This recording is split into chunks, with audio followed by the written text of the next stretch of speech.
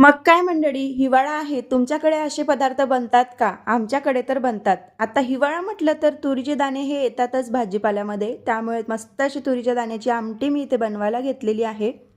आता याची detail recipe तुम्हाला लाँग व्हिडिओमध्येच बघायला मिळेल, पण शॉर्ट व्हिडिओमध्ये मी थोडक्यात तुम्हाला शेअर केलेलं आहे.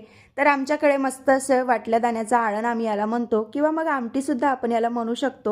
आणि ना आता मी विचार केला, कितीही काही झालं तरी रात्रीची किचन क्लिनिंग केल्याशिवाय काही झोपायचं नाही. कारण सकाळी उठून त्या गोष्टी आपल्यालाच पॉझिटिव्ह बघायला मिळते आणि किचन ओटा क्लीन असेल तर कोणाला तो आवडत नाही.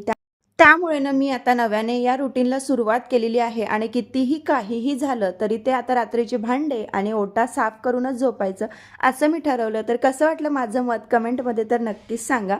कारण या सिंकसाठी खूप काही स्ट्रगल घ्यावं लागलं आणि ते स्ट्रगल मी दिवाळीच्या व्लॉगमध्ये तुम्हाला शेअर केलेलं आहे. तर आजचा व्लॉग इथेच संपवते. आवडल्यास लाईक, शेअर, सबस्क्राईब.